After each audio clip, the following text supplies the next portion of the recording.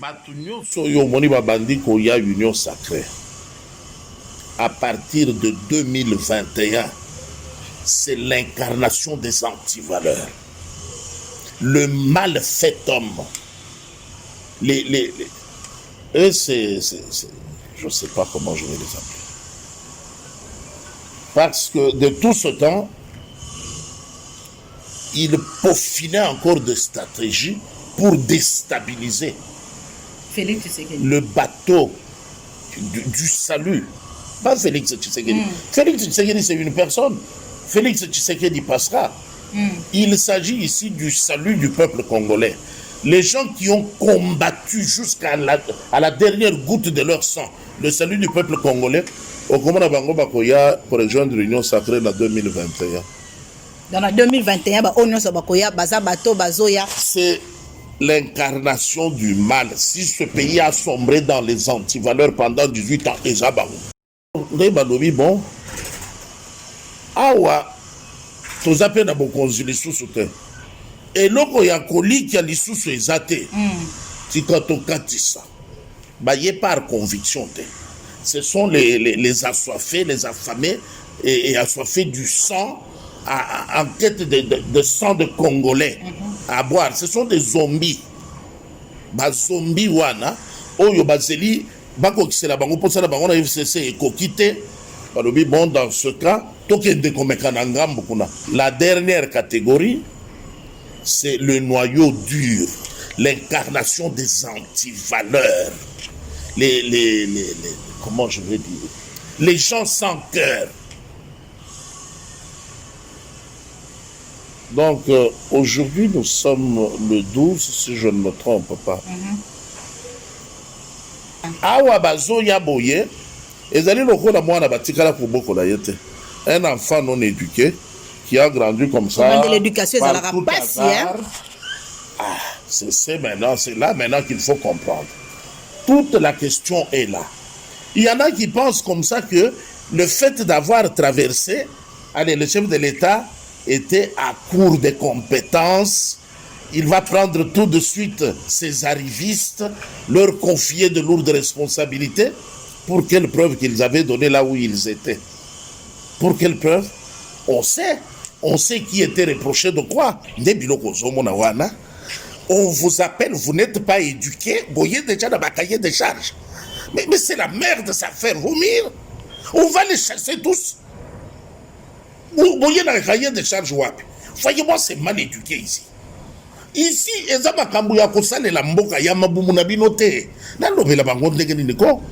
Tala, toi tu vas m'énerver avec d'autres questions. Hein.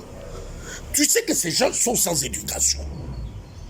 Maintenant, on essaye de leur donner le minimum d'éducation. Tu dis, mais Bazo c'est Ngabalia déjà. Attends. Parce que tu es côté Kabango Abalia, tu mets la Kabango Maboko. Il n'y aura pas question de partage de gâteaux. Ces histoires, ça s'est limité avec l'impunité des 20 dernières années. Maintenant, c'est le sacrifice pour le bonheur du peuple.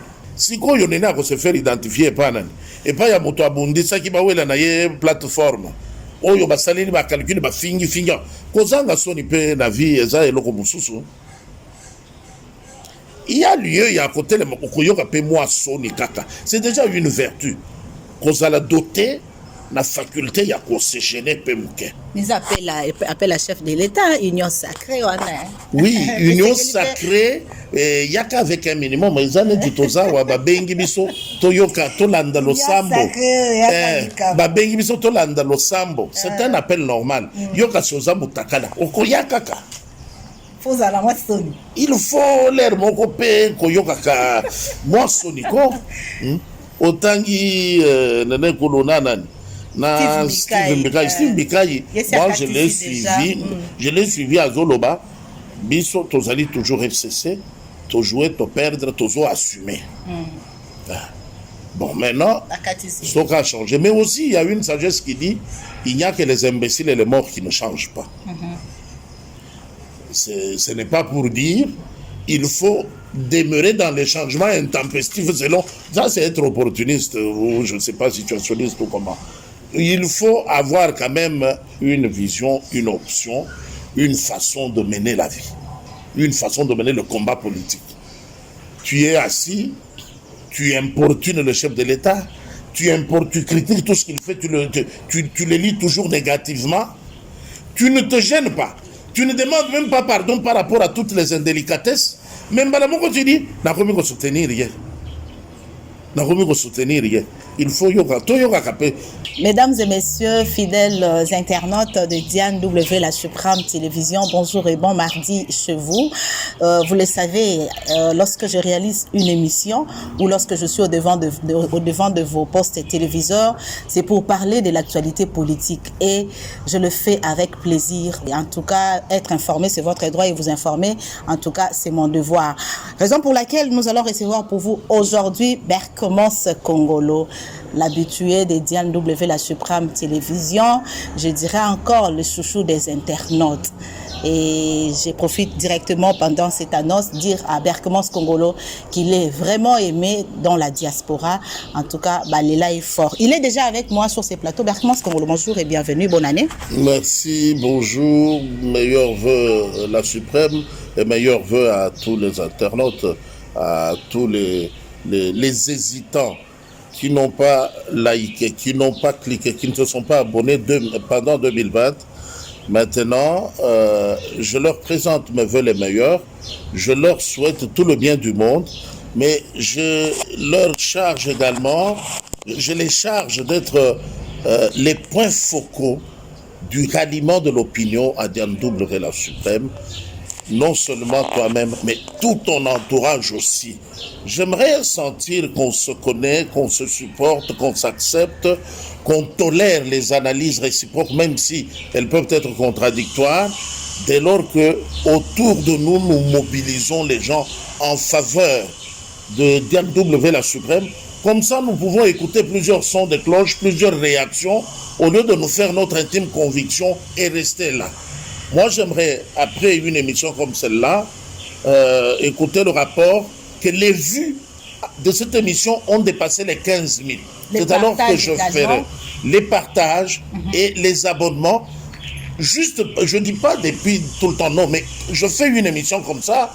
Attends, président du conseil d'administration du Grand Kasaï, coordonnateur de la dynamique pour l'éveil de la conscience patriotique, Vraiment. Président des Amis du Conseil oriental pour le développement. Et on n'atteint pas les 30 000. Ça me révolte. Vraiment. Donc, d'entrée de jeu, je demande à tous les téléspectateurs, à tous les internautes, le signe de communion, c'est l'abonnement, le like et les partages des émissions du président sur Diane W, la Suprême. Et je crois que le message est passé et aussi le président ne lance pas ce message seulement pour le Grand Kasaï, mais pour tous les Congolais, en tout cas partout dans le monde. Berkmos Kongolo, balobi oko sala passe o sala mal à l'aise, hein, mikolo soko leki kaka bato bakoloba moto boye o motsa biso mal à l'aise. Ça dépend. Oui, On remarque encore bato bakolobelo pe yango. Nayebi bon kolobela ngai bon bato bazoloba na ndenge ya kokesena, ça dépend. Bon, déjà naturellement, quand Lucifer passe, il met mal à l'aise les enfants de Dieu. Quand le Christ passe, il met mal à l'aise les adeptes de Lucifer. Bon, ça c'est la loi de la nature, hein, donc mais je ne sais pas, quand je passe. Très sincèrement, je n'ai pas l'intention d'énerver les gens. Je n'ai pas les gens... Vous êtes trop direct, tu sais comment dire. Oui, ça c'est ma nature. Ça je doute. Je n'ai pas les moyens de promettre que je ne serai plus direct. Je reste la même personne, c'est mon identité. Les compatriotes qui peuvent me supporter comme ça, tant mieux. Ceux qui ne le peuvent pas, patience, ça viendra. À chacun son tour. L'air bakomesana bakobanda ko supporter kaka. Attends, bon mesana. On remarque que bakomo mesana déjà 2021. Non, komesana intérieurement mutunyon ça me tient déjà dans la discipline ya komesana. Mais avouer ndeblikambo. Pour avouer que bon, ngana mesani te, mais ami mesaneli déjà dans ndenge na ye.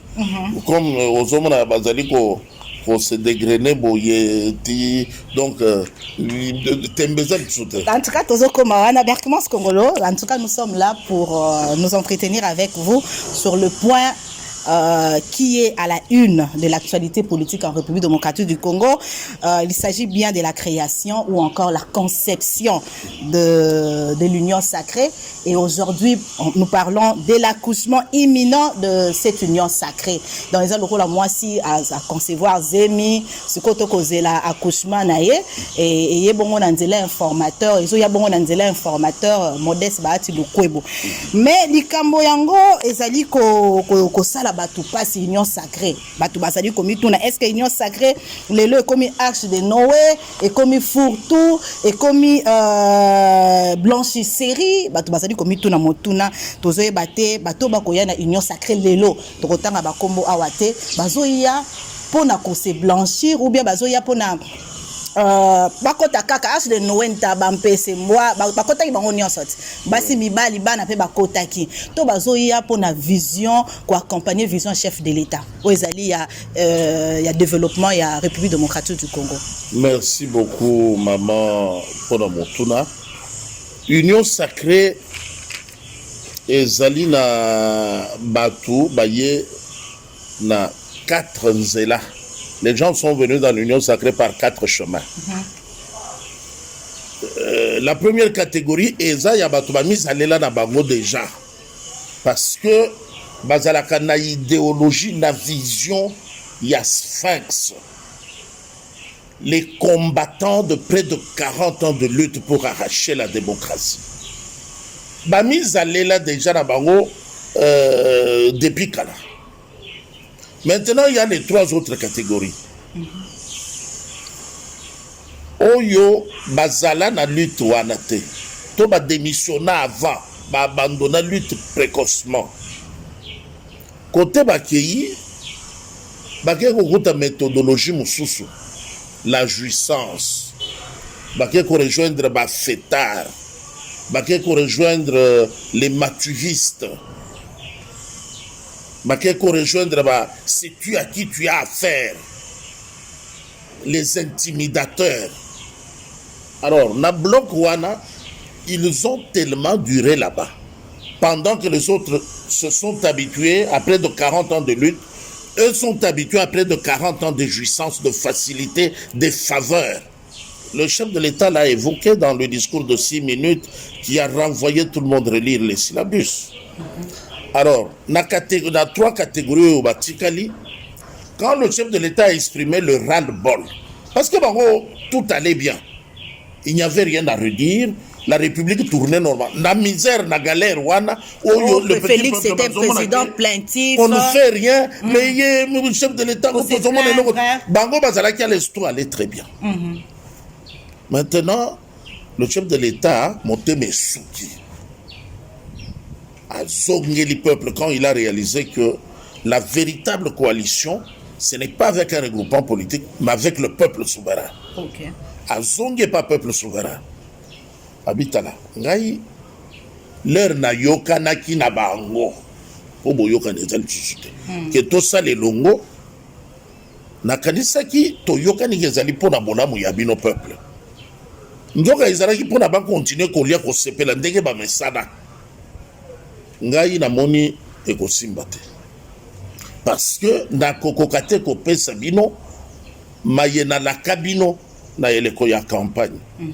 Alors na moni il faut na benga sikoyo ba imboka force vive ba regroupement politique ba personnalité ba acteur important to solo lana ndenge mboke zo kende boye bino bo sepeli to bo sepeli to kabola makanisi bakaboli makanisi nde suki na koloba tozo créer union sacrée. Union sacrée, ça veut dire regroupement ya batu ya bana mboka oyo bakozala na souci ya kosunga ba imboka, émergence ya mboka, ya ko faciliter émergence, ya ko faciliter consolidation ya état de droit, ko matérialiser effectivité ya démocratie. Alors na mbela wana ya mokonzi ya mboka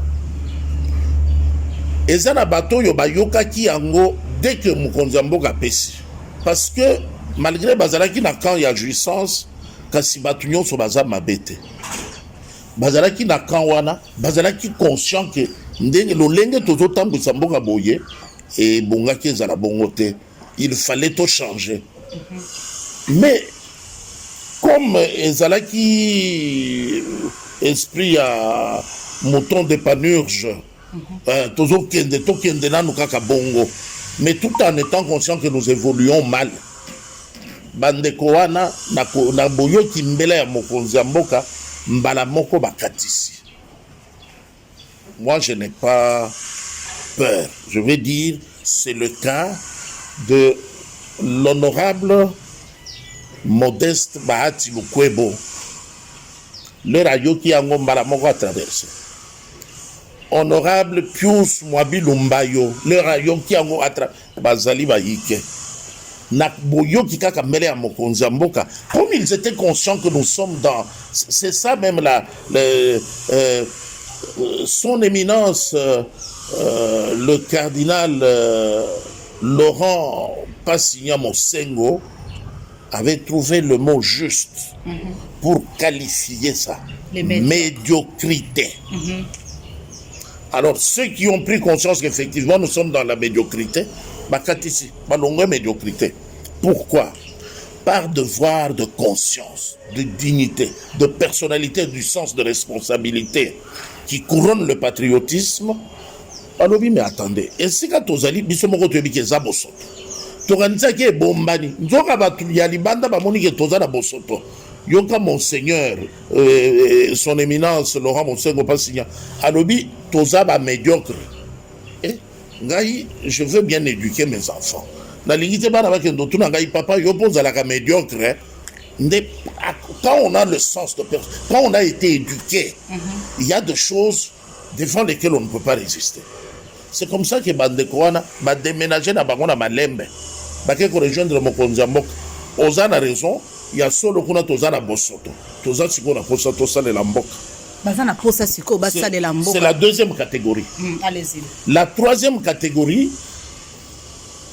ezali catégorie ya batoyo bazo ya union sacrée faute de mieux parce que bazalaki insatisfait. OK. Nangam wana bazalaki bazela ba nommer bango ba nomaka bango te ba pesa ba promesse yate banukaka bamona autorité morale ba mona kate soki ba bengi batuna kingakati bango ba yakate kaka soki ezali mbutu kingakati ya kopesa mokonzi lo sako bango ba yakate mais ya mbutu nde ba bengi bango. Tous ces mécontents là leur batali première vague ya ba conscient et quand ici balobi bon comme bango bakei peut-être ndenge totikali boye bakotia bisoka mais batala ndenge batikali batieli bango gendarme liboso Néhémie Mwilanya na clique na yendenge bazaki ko gérer Borwana basepelisi ba mécontenté qui était toujours en attente sur le banc na espoir que lobi bakonome ngai lobi ba mokonzi mboka koyamba ngai nazana dossier na ngai ba futa dette intérieure nazana boy tout ce qu'ils avaient boutiqué ya médiocrité wana espoir ya aboutissement na ngwe zate. Alors les balobi bon awa tozape na bokonzi lisusu te eloko ya koliki lisusu ezate tikato katisa baye par conviction. Ce sont les assoiffés, les affamés et assoiffés du sang en quête de sang de Congolais à boire. Ce sont des zombies. Ba zombies wana oyo bazeli bako kisela bango posala bango na FCC et kokite balobi bon dans ce cas tokende komeka na ngambo kuna.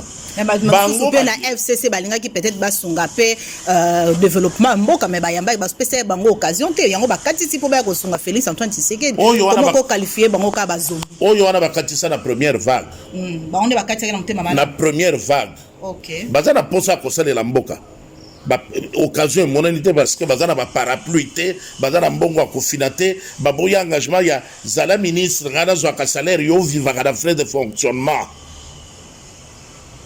oyo wana bakatisa mais oyo batikala na yelikia ke ekosimba na kaka na situation ya anarchie poso kito komi na transparence bakotimbela ndenge na négocier ki na eloko ya dette intérieure wana au GDEP po mbongo matamata toyokanaki na bango deja ndenge na tokokabola ekosimba te malamu totikala kaka na molili boye bazeli lero bamoni ke pouvoir ekeyi dauphin bato baboyi ye nde balobi sikoyo tozela nini tozela ata rébellion moko esalema desordre ebima tozonga biso bato tokotikala tokokende me bamoni mpe bazodemonte to bapiège wana moko lokola nani colonel oyo ya territoire ya Fizi non Yimbi quelque chose comme ça Yumbi na Yumbi colonel wana ya Yumbi ebi désolé bakala Yumbi la fois passée bato bakufaka mais maintenant comme administrateur de territoire l'administration les a presque paralysés c'est la police un peu qui contrôle.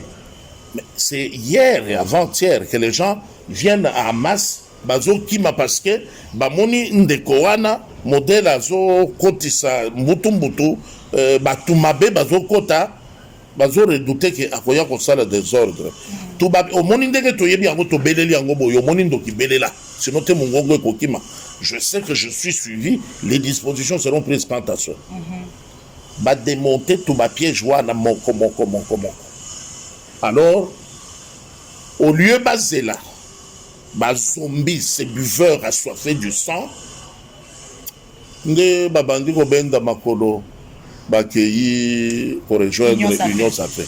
La dernière catégorie c'est le noyau dur, l'incarnation des antivaleurs, les comment je vais dire, les gens sans cœur. Donc aujourd'hui nous sommes le 12 si je ne me trompe pas.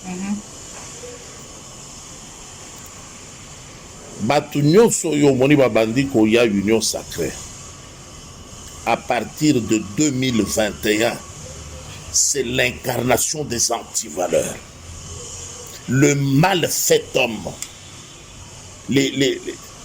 eux c'est je sais pas comment je vais les appeler parce que de tout ce temps ils peaufinaient encore des stratégies pour déstabiliser le bateau du salut. Pas Félix Tshisekedi. Félix Tshisekedi, c'est une personne. Félix Tshisekedi passera. Il s'agit ici du salut du peuple congolais.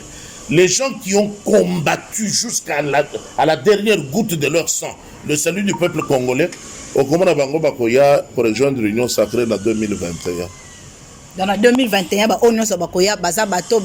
c'est l'incarnation du mal. Si ce pays a sombré dans les antivaleurs pendant 18 ans, mais c'est quoi ceux qui osent reconnaître comme congolais, compatriotes ou patriotes congolais, mais comment ce congolo, comment on attend le même cause produisent le même effet. Oui.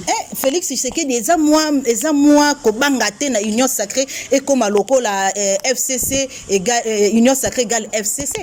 Jamais de la vie. Jamais de la vie parce que c'est vrai, la crainte est légitime. Mais bon, question les animaux.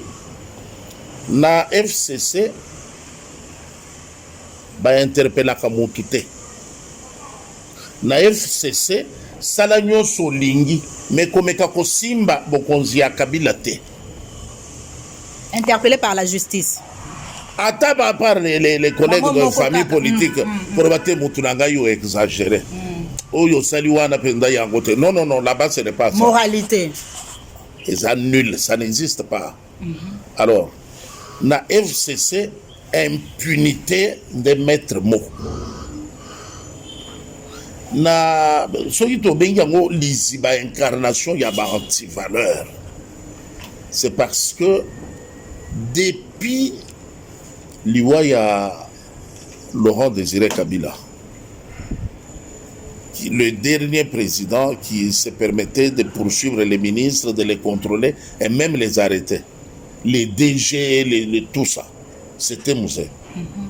Alors, quelqu'un est venu au pouvoir, on tâtonnait, on voulait comprendre comment il va gérer le pays. Après la période considérée comme transition, mais de gestion sans partage, Toye Komona dans un discours sur l'état de la nation à lobby, fini la récréation. Maman. Nous tous, on était sur le qui-vive. Fini la récréation, ça veut dire l'ordre revient, les chauffeurs seront sanctionnés sur la route, les gestionnaires doivent tous plonger dans la bonne gouvernance. Maintenant, c'est servir le peuple. En face, on regarde, monsieur le donneur de leçons, Adolphe Muzito, prend un décret. Il dit, pas question de contrôler. Mouton contrôler le sous mon. Cette différence est telle que là, on dit une chose pour faire tout le contraire de ce que le peuple peut attendre. Ok. Ici, on commence par faire avant de dire. C'est comme ça qu'au Monaki, son Excellence, Monsieur le Président de la République, selon la volonté de Dieu, n'a pas attendu union sacrée pour contrôler comment on a géré les travaux de 100 jours.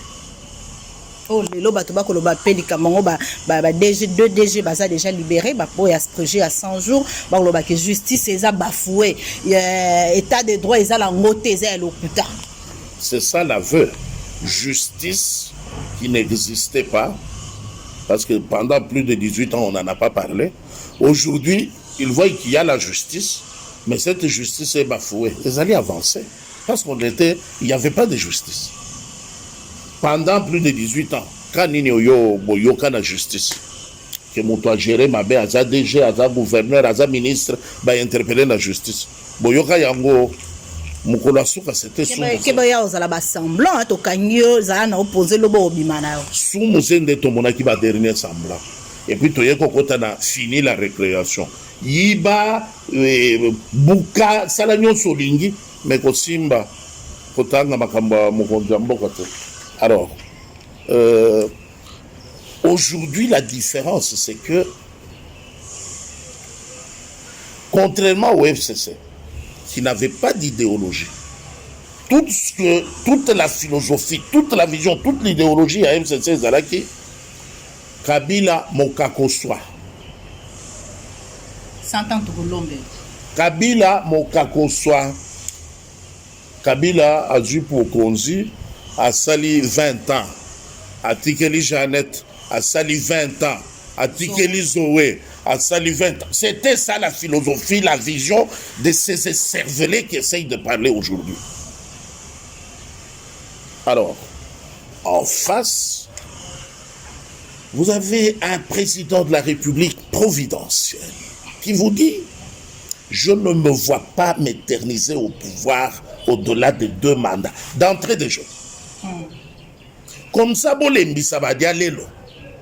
ici, on parle en termes du bonheur, du mieux-être, de la requalification du train de vie de la population congolaise. L'intérêt commun. On ne parle pas en termes de l'éternisation d'un individu au pouvoir. Alors, lui, il n'a pas crainte de laisser se dérouler le procès de 100 jours. Il n'a pas crainte de réhabiliter l'inspection générale des finances. Il n'a pas crainte de réhabiliter la Cour de compte. Il n'a pas crainte de renforcer l'armée, en faire une armée réellement nationale. Il n'a pas crainte de laisser la justice fonctionner en toute indépendance. C'est pour le pays et après lui va s'effacer. Ce pays est dirigé aujourd'hui par un Jean-Baptiste qui fait tout pour le Christ. Le Christ, c'est le peuple.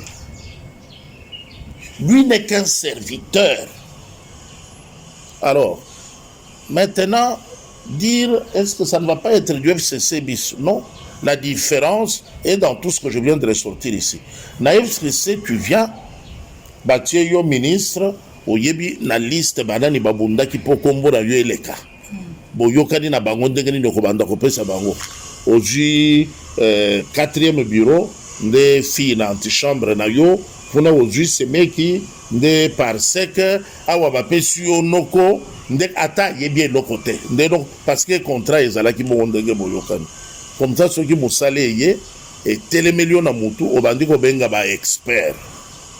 Pour dire que oba kokende ba ozala sacré. C'est ça. Kuna ba kokende kuna ba kokende ko petolama. Te. Awa bazo ya boye. Ezali lokola mwana batikala ko boko la yete. Un enfant non éduqué qui a grandi comme ça. L'éducation ezala passi hein. C'est maintenant, c'est là maintenant qu'il faut comprendre. Toute la question est là. Il y en a qui pensent comme ça que le fait d'avoir traversé, allez, le chef de l'État était à court de compétences, il va prendre tout de suite ces arrivistes, leur confier de lourdes responsabilités. Pour quelle preuve qu'ils avaient donné là où ils étaient? Pour quelle preuve? On sait qui était reproché de quoi. C'est là que l'inspection générale des finances va jouer son rôle. C'est là que la Cour de comptes va jouer son rôle. C'est là que l'audit généralisé sera décrété pour les 10 dernières années. Alors, pour qu'on sache qui a fait quoi.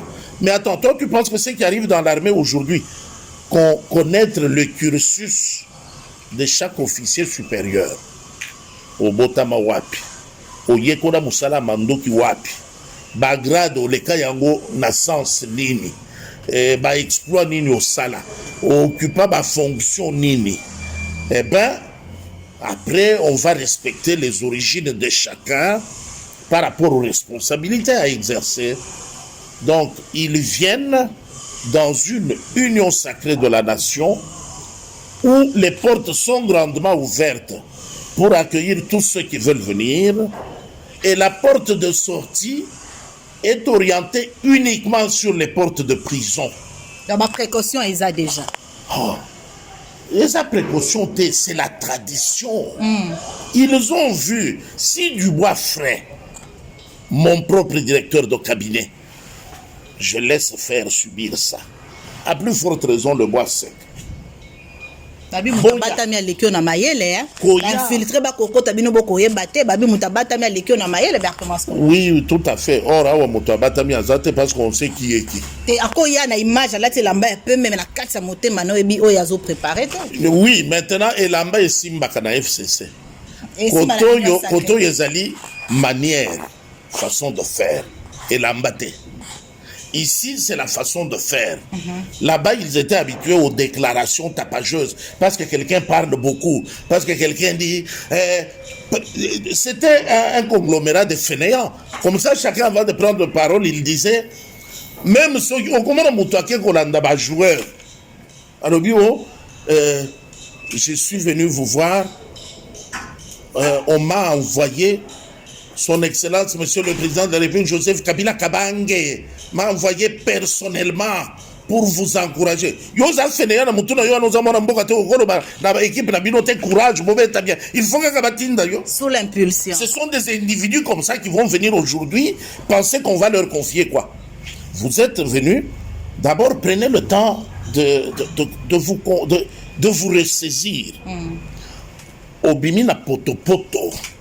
Kolukate ukende kofanda maraboko na fauteuil ya liboso te zela nano ozosokola tout de suite ou bien okozela bilambeka okanano nde osokoli bilamba nde osokoli nzoto nde okomi lokola mutu po ya kofanda esika bato bazali. C'est ça la procédure. Alors directement conseil ni nokopesa na mokonzi ya mboka s'il faut pesa ye conseil parce que za moyimboka pe par rapport ya ba adhésion parce que koloba malamu bako to koyoka ndenge ozali koloba yoko oko pesa mokonzi ya mboka ba stratégie nini par rapport ya bato bazali koya ko bali déjà kopesa. Le pays est dirigé par un énigmatique rangeur. Tikapelo lenda kumberia ko yemo kazo boya bo mat bo sala ka mapeka bongo ko kumisa ka bongo yango bako boya ipana bino peso si a ko pekisa peso to ba kaza mona Etienne Tshisekedi te.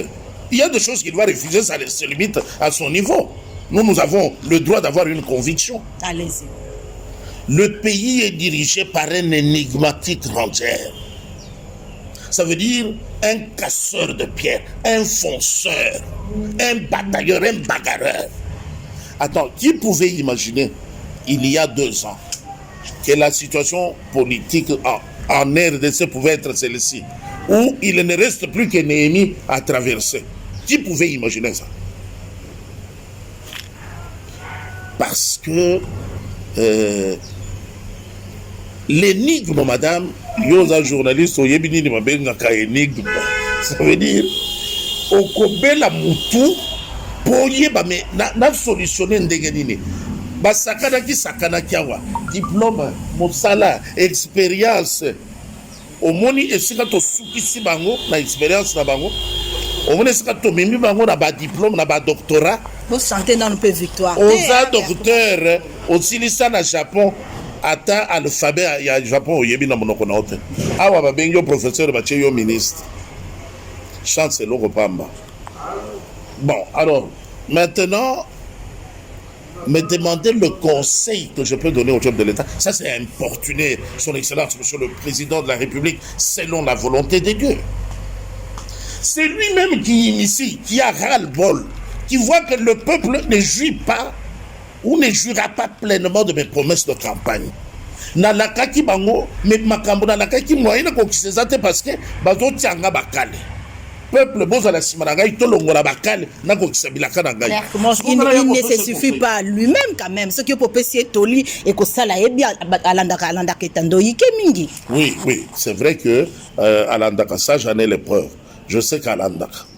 Maintenant, le conseil, je le donne, mais pas dans le sens où l'obéli. Maintenant, mon conseil, par rapport à Yabato, Bazoya, à Salanini. Non, non, non, non. Le conseil que, si je peux me permettre de parler en termes de conseil, c'est de dire, moi je parlerai plutôt en termes de réaction, plutôt que de conseil. Ma réaction par rapport, il y a vague, il y a Bandeko, il y a Bazoya, ezali que rapport mapping ezonga na mesa. Ah ben kasi yo tuninga ina loba il fallait oser la toi to comme ni voilà parce que wana des réactions na ngai oyo conseil na kopesa muto ya ko se réfugié te hein bazo kanga miyibi bazo kanga batu yo ke kokota na morgue po yebi ke kuna bako ya ko fuyer te bawa baza kuna oye bafongoli morgue c'est que morgue ozoba union sacrée comme morgue c'est que bata okufa baza union sacrée ezali na ba compartiment. Ah OK. Je te dis qu'il y a 4 vagues. Okay. Compartiment ezali 4. Yo yembo lombango ye kokota nesika bibembe. Parce que moi ce ngolo tolo la composition du gouvernement en tout cas baimbo kabino bo landa biso je crois que bo tsa de ba like bo partager parce que makambo ezali awa ezali penza matata tolo la composition du gouvernement baimbo kebele bagangi ta ya gouvernement oyo tozala ngo sikoyo oyo ezali kokende déjà ils ont géré ba faire courante et ezalaki monene makasi et sengeli ba réduire taille nango c'est-à-dire ba diminuer le nombre de ministres tozalaki na ba ministres na mususu o kutu fallait même pas ezolia nango biso mbongo ya trésor public pamba normalement fallait ba réduire taille selon demande ya ba imboka mais to comme on a sous de part et d'autre na gouvernement o ya union sacrée to monde bande ko ebele ba koti ba oyo bazalaki na coalition FCC cacheté ba mususu bazalaki na bango libanda ba ekokota mais to ko yoka likama partage comme ça la mbilinga o ba mususu ba eda na cahier de charge na bango likambo wana ya partage ya pouvoir lelo tozali komituna ekozala lolenge nini est-ce que ekorépondre à désidérateur ya population pour le nombre ya bato bakoti déjà ba bazala besoin bakabola gâteau oya kozwa gâteau te azala constipé ekozala matata ekozala ndenge nini. Très bien. Omoni na libota soki bana bazwa éducation te eyebanaka mingi na moment ya kofanda la mesa po bolia en famille. Mwana ba éduka ye comportement attitude na ye na mesa soka zolia na baboti pe bayaya eza ndenge mususu mwana ba éduka te eza pe ndenge mususu elakisi ke mwana oyo ba éduka soki afandi na mesa akozela parent atinda losambo to apona motu ya kosambela aloba yo tinda losambo premier pas na mesa yango wana. Mais premier pas ya mwana ba éducateur soka ye na mesa azobwa kalifu na musuni ya munene okebite ye moko azui yango nde biloko zomona wana on vous appelle vous n'êtes pas éduqué boye déjà dans ba cahier de charge mais c'est la merde ça faire vomir on va les chasser tous boye na cahier de charge wapi voyez-moi c'est mal éduqué ici. Ici, eza makambo ya kosalela mboka ya mabumu na bino te. Nalobela bango ndenge nini ko. Tala, toi tu vas m'énerver avec d'autres questions. Hein? Tu sais que ces gens sont sans éducation. Maintenant, on essaye de leur donner le minimum d'éducation. Tu dis, mais Bazo Senga, il y a déjà. Attends. Parce que tu es côté Kabango, il n'y aura pas question de partage de gâteaux. Ces histoires, ça s'est limité avec l'impunité des 20 dernières années. Maintenant, c'est le sacrifice pour le bonheur du peuple. Tu ne viens pas ici être ministre pour passer au cortège, excellence, attention, c'est terminé cette histoire. Hein. Vous venez pour servir. C'est terminé. Donc, continuez, on a tout le monde, c'est terminé. Terminé. Parce que tout le monde c'est la période. Vous venez pour servir le peuple. Vous servez le peuple en toute humilité. Parce que l'exemple vient d'en haut. Yemoko tata mokambiwa ekolo. Tala komi kitisaza nango. Na elateli na ye. Na etamboleli na ye. Na ndenge ya ko approcher ba imboka. Un président normal qu'on peut voir en train de prier, en train de chanter, en train de danser pour le Seigneur. Un président, pas un petit monument fabriqué à qui on apprend que quand tu es content, tu ne peux pas rire. Tu fais comme si tu souriais. Toi, tu ne peux pas applaudir. Tu touches un peu, robotiser la fonction. Madame, il était temps que Dieu délivre ce pays des mains de ces vautours, de ces vampires. Donc, quand tu parles de question de gouvernement, c'est un gouvernement des érudits. Des gens qui ont compris qu'ils ne vont pas faire la comptabilité des villas accumulées pendant le mandat. C'est pourquoi c'est très important d'auditer les 10 dernières années. Les 10 seulement. Ndaku ya l'État bateka, mapangu ya batu babotola, mbongo, mutuake pour bafuta dette intérieure, bakaboli 50%, corruption à tout bout des champs. Non, on peut gouverner autrement, on peut gérer le pays autrement. Sans les antivaleurs, mais plutôt en les combattant. Au moins, peut mutuaku fite mboka eto kende liboso. Bana mboka bazoze la bongo. Mbongo etonda na kesi ya l'État. Tobo sanana nous délestage. Maye banda komatana yupen. Banzela secondaire est à la créer. Circulation est zonga fluide. Fonctionnaire à foutaba normalement. Ba réhabiliter les parents dans leur dignité parentale. Ba récupérer prérogatives na bango sur les enfants. Ba na batanga. Mutozwa soins de santé. Non, ceux qui banana nanga ils fandi des États-Unis, bazotanga kuna. Donc le problème d'éducation est résolu en République démocratique du Congo. Ceux qui banana nanga babeli na tindi bango en Afrique du Sud, c'est qu'il n'y a plus de problème de santé en République démocratique du Congo. Gouvernement, il y a bongo et Kozalate. Ici, il y a un gouvernement où vous venez collaborer à la matérialisation de la vision du chef de l'État. Alors, attitude Nini Oyo, Bondes Bahati comme informateur à cause de Nango, devant Batu Oyo à identifier pour former majorité. Attitude Nini Nango à cause de Nango devant Batu. Non, attitude, il y a honorable Modeste Bahati. Identifier majorité, il constate que telle force est majoritaire, telle plateforme est majoritaire. Il se limite à l'exercice d'identifier les différents groupes, les différentes forces en présence, les différents députés, pour savoir tu es de quel courant. Maintenant, les différents députés, on a tout comme on appelle ceux qui te contangent Nenen Koulo Azana Kati, Steve Mbika ya Katizi, Batoyo Bananaye. Oyo bazala ki bakabwana ki na à une certaine période lelo bazali kolunga koya ko kota pe bisiko ye wapi azali lesengeli a identifier bango comme député, comme plateforme, comme parti politique. Bien, très bien. Quand on appelle ça qui exemple te boye bon mesana et pas na bino soki boye kota la ba parents table ezali dressé mais ba couvrir yango na nini moko tapi moko munene soki ba longoli yango banzungu ezali na mifiniko nango boye ba longoli banzungu ndebole parce qu'ils sont toujours au mangeoire, tous en fonction de leur ventre.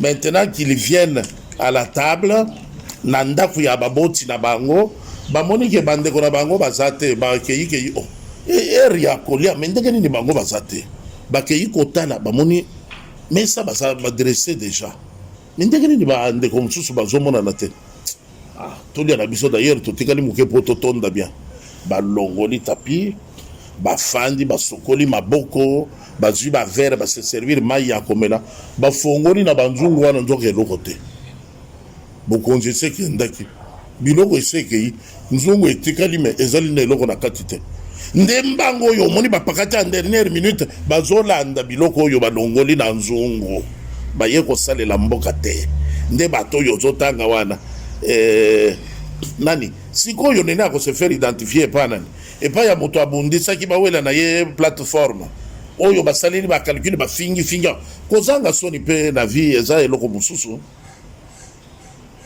il y a lieu ya kotelema koyoka mpe mwa soni kaka c'est déjà une vertu kozala doté na faculté ya kosegene mpe moke Nous appelle chef de l'État, union sacrée. Oui, union sacrée, yaka avec un minimum, mais ça n'est pas wa babengi biso toyoka tolanda lo sambo. Babengi biso tolanda lo sambo. C'est un appel normal. Yoka soza mutakala. Okoyaka ka. Il faut l'air moko pe koyoka ka moi soniko. Otangi nene kolona nani. Na Steve Mbikai, moi je l'ai suivi à Zoloba. Biso, tozali toujours FCC, to jouer, to perdre, toujours assumer. Bon, maintenant, ce qui a changé. Mais aussi, il y a une sagesse qui dit il n'y a que les imbéciles et les morts qui ne changent pas. Ce n'est pas pour dire il faut demeurer dans les changements intempestifs selon. Ça, c'est être opportuniste ou je ne sais pas, situationniste ou comment.